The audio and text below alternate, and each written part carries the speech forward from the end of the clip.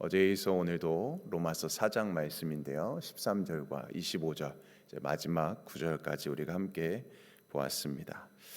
우리가 오늘 이 말씀을 보면 참 많이 등장하는 단어가 있습니다. 어떤 단어가 좀 가장 많이 눈에 띄십니까? 어떤 단어가 좀 많이 나오는 것 같습니까? 네, 아마 믿음이라는 단어가 많이 눈에 띄게 될 것입니다. 로마서 말씀을 이렇게 계속 이렇게 보다 보니까 이 믿음이라는 단어가 참 많이 나오는 것 같습니다. 오늘 우리가 읽었던 본문에서도 제가 이렇게 한번 세워 보니까 한 10번 정도가 이렇게 나오더라고요. 이 믿음 참 중요한 단어입니다. 우리 그리스도인들에게서는 어떻게 보면 가장 중요한 단어라고도 할 수 있을 것 같습니다. 이렇게 성경에서도 계속해서 반복되는 의미는 무엇이죠? 그 말씀이 중요하다. 네, 중요하기 때문에 계속해서 우리에게 믿음에 대해서 강조하고 있는 것을 보게 됩니다. 자, 그래서 오늘 본문에서는 이 믿음에 대해서 어떻게 보면 가장 깊고도 실제적인 말씀을 우리에게 전해주고 있습니다. 그리고 무엇보다도 이 믿음이라는 것이 우리에게 큰 도전을 주고 있습니다. 그래서 우리가 실제적으로 이렇게 믿음 생활하는 데 있어서 우리에게 많은 의미와 또 도전을 주는 그 단어다라고 생각해 봅니다. 자, 그래서 오늘 본문 말씀에 보게 되면은 이 믿음의 사람, 이 아브라함이 다시 또 이렇게 나오게 되죠. 어제 말씀에 이어서 오늘도 아브라함에 대해서 이야기를 시작합니다. 이 아브라함에 대해서 조금 더 오늘 우리가 좀 이렇게 보게 된다면 아브라함의 삶을 한번 여러분이 떠올려 볼 때 가장 생각나는 그런 장면이나 그런 단어가 있을까요? 아브라함. 네. 어떤 단어가, 어떤 문장이 여러분들은 가장 먼저 이렇게 생각이 듭니까? 아마 대부분은 믿음의 조상이라는 단어가, 그 문장이 좀 떠오르지 않을까라는 생각이 듭니다. 그리고 또 아들 이삭을 또 이렇게 번제로 바쳤던 그 믿음을 하나님께 보였던 그런 장면도 생각날 것 같고요. 자, 어쨌든 이렇게 믿음의 조상이라는 수식어가 붙은 이 아브라함입니다. 자, 그런데 그가 갈대아 우르에서 하나님의 부르심을 받게 되지요. 아무것도 보장된 것이 없는 그런 상황이었습니다. 자, 그런데 지도도 없고 목적지도 명확하지 않았는데 단지 네가 큰 민족을 이루게 될 것이다라는 하나님의 약속만 있었습니다. 그 약속만 붙들었던 것입니다. 문제는 무엇이었습니까? 어제도 말씀드렸지만 그에겐 자식이 없었습니다. 그의 대를 이을 자식이 없었지요. 더군다나 나이는 점점 더 많아져 가고 있습니다. 이것에 대해서 오늘 본문에서 사도 바울은 이렇게 이야기하죠. 13절에서 아브라함이나 그 후손에게 세상의 상속자가 되리라고 하신 언약은 율법으로 말미암은 것이 아니요 오직 믿음의 의로 말미암은 것이니라라고 말씀합니다. 자, 여기서 우리는 중요한 사실을 보게 됩니다. 하나님의 약속은 사람의 공로 위에 세워지지 않는 것이구나. 하나님의 약속은 율법을 잘 지켜서 받는 상이 아니구나. 하나님의 약속은 하나님의 은혜로 거저 주신 것이구나. 하나님의 약속은 하나님의 선물이다라는 것을 우리는 다시 한번 생각하게 됩니다. 자, 우리의 삶을 살다 보면 문득 이런 생각이 들 때가 있을 것입니다. 나는 이만큼 헌신했는데, 나는 교회를 위해서 이렇게 봉사했는데 왜 내 삶은 이렇게 잘 풀리지 않는 것만 같을까? 자, 그러나 사랑하는 성도 여러분, 하나님의 약속은 우리의 그런 자격이나 뭔가 이런 공로로 의해서 달려 있는 것이 아닙니다. 하나님의 성실하심에 그런 하나님의 약속이 이루어지고 하나님의 성실하심에 그런 모든 것들이 달려 있다라는 것이죠. 율법은 계속해서 요구합니다. 그러나 은혜는 선물이라고 말씀하지요. 율법은 뭔가를 해야 한다라고 말하고 있습니다. 뭔가를 해야 한다. 그러나 은혜는 하나님께서 하시겠다, 내가 하겠다라고 말씀해 주십니다. 이 차이를 우리가 이해하지 못하면 우리가 신앙생활하는 데 있어도 참 많은 어려움을 겪을 것입니다. 계속 불안해하고요, 늘 점검하려고 하고요, 또 비교하려고도 하고요. 또한 스스로를 채찍질하기도 할 것입니다. 자, 그러나 복음은 다릅니다. 복음은 하나님이 먼저 시작하셨다라고 선포하십니다. 우리가 하나님을 찾기 전에 하나님께서 우리를 먼저 찾아주셨고, 태초부터 우리를 먼저 계획해 주셨고, 우리가 회개하기 전에 하나님께서 이미 십자가를 준비해 주셨고요. 또 하나, 우리가 믿음을 갖기 전에 하나님은 이미 하나님의 약속을 세워 두셨습니다. 어떻게 보면 아브라함의 이야기도 그렇죠. 그가 하나님을 찾아간 것이 아니었습니다. 하나님이 먼저 그를 부르셨습니다. 믿음의 사람들을 보면 대부분 그렇죠. 모세도 하나님께서 먼저 부르시지 않았습니까? 자, 그래서 오늘 본문 18절의 상반절 말씀에도 이렇게 보면 이렇게 기록됩니다. 아브라함이 바랄 수 없는 중에 바라고 믿었다. 바랄 수 없는 중에 바라고 하나님을 믿었다라는 것입니다. 그 약속을 믿은 것이지요. 그의 상황이 어떻습니까? 아까도 이야기했지만 지금 나이가 많습니다. 그의 아내 사라는 지금 태가 끊겨져 있는, 막혀져 있는 그런 상태이지 않았습니까? 현실적으로 볼 때는 세 글자, 불가능이었습니다. 불가능한 그런 상황이었습니다. 자, 그런데 아브라함은 바라고 믿었다라는 것입니다. 바라고 믿었다. 바랄 수 없는 그 상황에서도 바라고 믿었다. 자, 이것은 어떻게 보면 그의 믿음은 현실을 부정하는 것도 아니고 또 현실을 너무 긍정적으로만 생각한 것도 아니었고 뭔가 그가 이룰 수 없는 뭔가 낙관주의적으로 생각했던 것도 아니었습니다. 그의 믿음은 오로지 하나님의 약속을 굳게 잡고 하나님의 약속을 굳게 신뢰했던 것입니다. 전적으로 하나님을 신뢰했던 것이죠. 그 바랄 수 없는 그 상황에서 그 하나님을 바라고 믿었다. 참 대단한 믿음입니다. 자, 그래서 그 아브라함은 자기 몸이 이미 죽은 것 같은 걸 다 알았습니다. 사라의 태도 죽은 줄 알았습니다. 그런데도 그는 현실을 정확히 보았습니다. 그러나 그는 하나님의 능력을 더 크게 보았던 것이죠. 하나님의 능력을 더 크게 보았습니다. 자, 그 말씀이 21절에 나와 있습니다. 21절 말씀 같이 한번 읽어볼까요? 시작. 약속하신 그것을 또한 능히 이루실 줄을 확신하였으니. 할렐루야. 네, 약속하신 그 하나님의 언약, 그 약속, 그 말씀, 그것을 능히 이루어 가실 것이다 라는 것을 아브라함은 확신하였다라는 것입니다. 여러분, 우리의 삶에는 바랄 수 없는 그런 순간들이 얼마나 많이 있습니까? 자녀의 문제, 자녀가 우리의 마음대로 되겠습니까? 잘 되지 않습니다. 또한 건강의 문제, 누가 아프고 싶어서 아픈 사람이 어디 있겠습니까? 다 건강하고 싶죠. 그런데 마음처럼 쉽지가 않습니다. 또 재정적인 부분도 부족함이 너무나도 많죠. 절박합니다. 재정적으로 생각할 때 하나님께 더 기도합니다. 절박하게 기도합니다. 그런데 그 기도가 또 이루어지지 않을 때도 얼마나 많습니까? 바라는데 바랄 수 없는 그런 현실적인 그런 상황에 직면할 때가 얼마나 많이 있습니까? 또한 우리가 열매를 많이 맺고 싶어도 그렇지 못한 상황 가운데 있을 때도 있고요. 세월만 흘러가는 것 같은 그런 바랄 수 없는 순간을 우리가 마주할 때가 참 많습니다. 자, 그때마다 우리는 두 가지 선택을 해야 되겠죠. 이 현실을 바라보면서 하나님을 판단할 것인가, 아니면 그럼에도 불구하고 하나님께 기준을 두고 이 현실을 해석하며 나아갈 것인가. 어떻게 보면 오늘 아브라함은 두 번째를 선택했던 것입니다. 하나님께 끝까지 기준을 맞췄습니다. 현실을 바라보면 굉장히 무너질 것 같고 안 될 것 같고 불가능할 것 같았지만 그러나 끝까지 하나님께 기준을 두었습니다. 그리고 그 현실을 하나님 안에서 믿음으로 반응하고 믿음으로 해석하였습니다.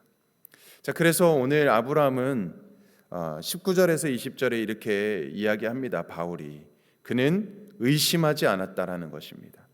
믿음이 약해지지 않았다라는 것입니다. 오히려 믿음으로 견고해졌다라고 말하고 있습니다.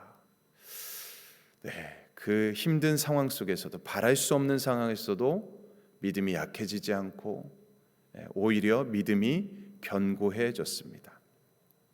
자, 이처럼 믿음은 감정이 아니죠. 믿음은 결단인 것입니다. 우리가 결단하는 것입니다. 어떤 때는 기도해도 눈물이 나오지 않을 때도 있겠죠. 말씀을 들어도 마음에 와닿지 않을 때도 있을 것입니다. 우리가 예배 현장에, 예배 자리에 나와 있는데도 때로는 감격이 되지 않고 뭔가 무감각한 그런 상황 가운데 그렇게 느껴질 때도 있을 것입니다. 자, 그런데도 우리가 주님 앞에 무릎을 꿇고, 그런데도 우리가 말씀 앞에 서는 것입니다. 그런데도 하나님께 예배의 자리로 나아가는 것입니다. 그럼에도 불구하고 하나님의 그 약속, 하나님의 그 말씀, 그 언약을 끝까지 이루실 걸 믿고 확신하며 나아가는 것, 그것이 바로 믿음이라고 하는 것입니다. 이제 사도 바울은 아브라함에서 갑자기 아브라함의 이야기를 하다가 이제 방향을 갑자기 이제 돌립니다. 그러면서 우리에게 말씀하고 있습니다. 23절 말씀에 보니까요, 그렇게 기록됩니다. 그에게 의로 여겨졌다 기록된 것은 아브라함만을 위한 것이 아니요. 이렇게 의로 여겨졌다, 그가 믿음의 사람이다 기록된 것이 아브라함만을 위한 것이 아니라고 말합니다. 그러면서 또 24절에서 뭐라고 상반절에서 이야기합니까? 의로 여기심을 받을 우리도 위함이니.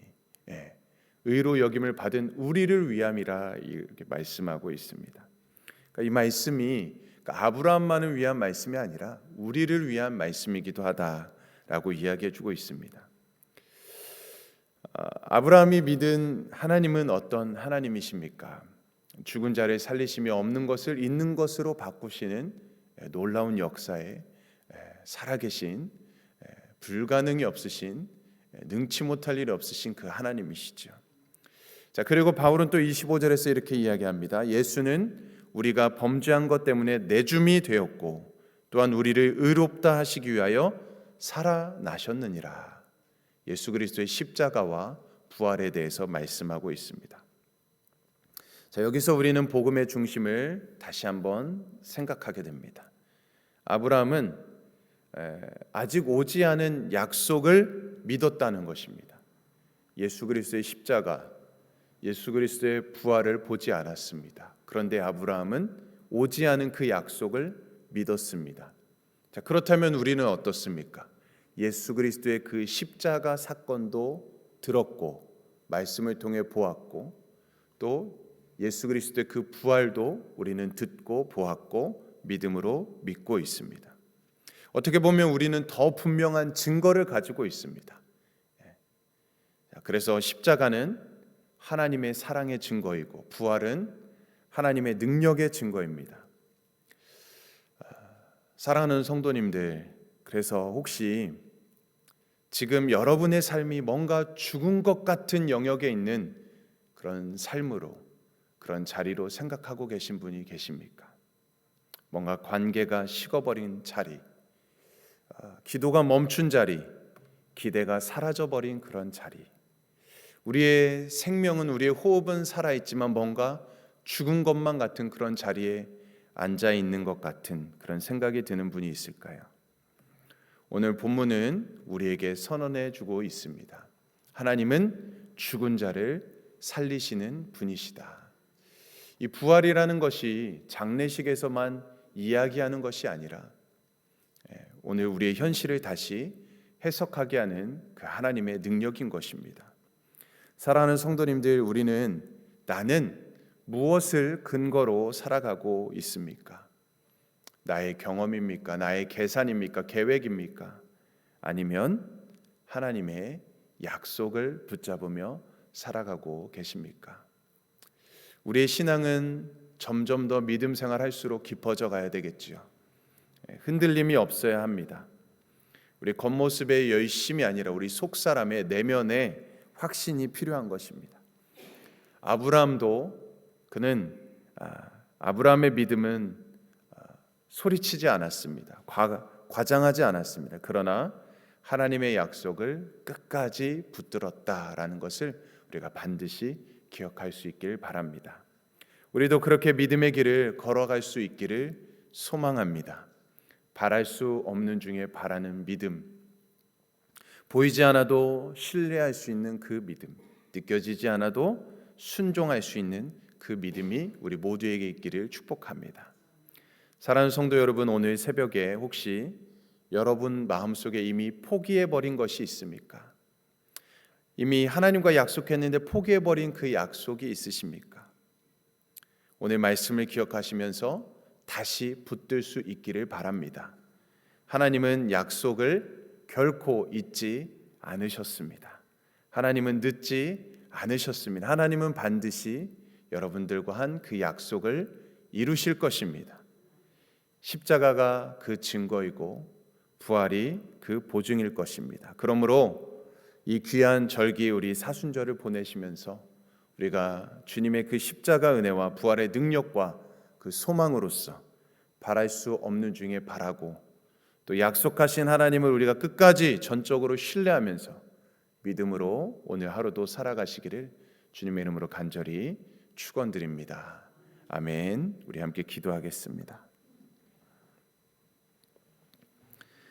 사랑과 은혜가 풍성하신 하나님 아버지, 오늘도 말씀을 통해 아브라함의 믿음을 다시 묵상하게 하시니 감사합니다.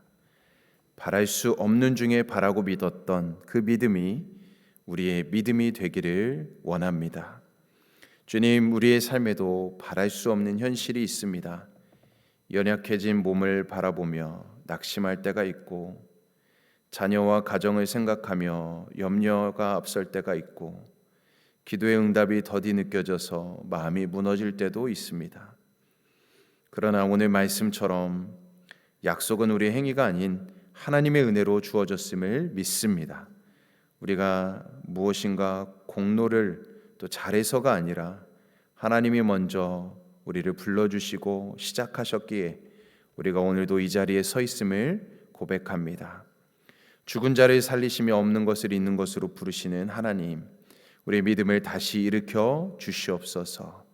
현실을 바라보며 흔들리는 믿음이 아니라 하나님의 약속을 붙드는 믿음이 되게 하시고 확신을 갖고 오늘 하루를 살아가게 하여 주시옵소서. 십자가를 바라보며 낙심하지 않게 하시고 부활의 능력을 의지하며 다시 일어나는 믿음의 사람들 되게 하여 주시옵소서.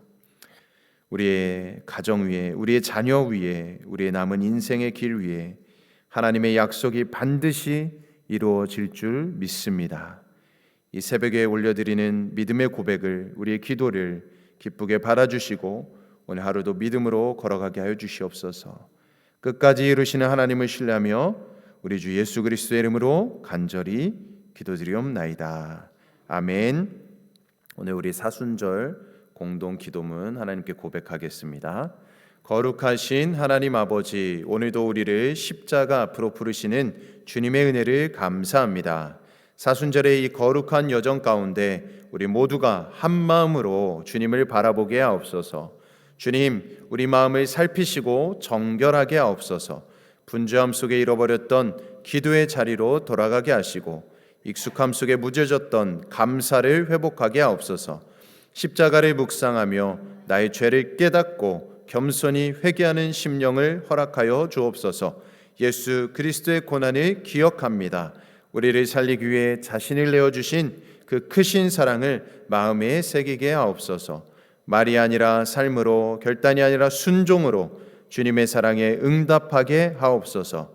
이 사순절 동안 우리의 눈을 열어 이웃의 아픔을 보게 하시고 우리의 손을 열어 나눔을 실천하게 하시고 우리 입술을 열어 위로와 복음을 전하게 하시고 우리 교회를 하나 되게 하시고 세대와 직분을 넘어 모든 성도가 한 마음으로 기도하게 하시고 십자가 앞에서 겸손히 무릎 꿇게 하시고 우리 가정과 다음 세대를 붙드시고 고난의 자리에서도 믿음을 지키게 하옵소서. 주님, 이 40일의 기도가 형식이 되지 않게 하옵소서. 우리 삶을 변화시키는 거룩한 불씨가 되게 하시고 십자가의 길 끝에서 부활의 소망을 바라보며 더 깊이 주님을 사랑하는 공동체가 되게 하옵소서. 예수 그리스도의 이름으로 기도드립니다. 아멘.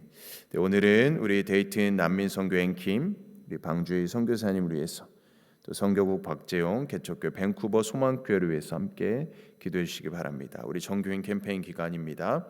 하나님 기도의 원인을 그리는 사람 되게 하여 주시고 하나님께서 응답하실 때까지 끝까지 기도와 간구로 나아가 또 하나님의 약속을 굳게 믿고 기도로 나아가는 말씀의 자리로 나아가는 하나님께 예배하는 우리의 삶, 하나님께 영광 올려드리는 삶 될 수 있도록 기도해 주시고 우리 개인, 가정, 또 교회, 또 사업장 일터, 또 우리 민족과 이 나라 위에 또 세계가 지금 많이 혼란 가운데 있습니다. 우리 세계와 또 열방을 위해서 시간 주님의 이름 한번 외치며 간절히 합심하며 기도하겠습니다.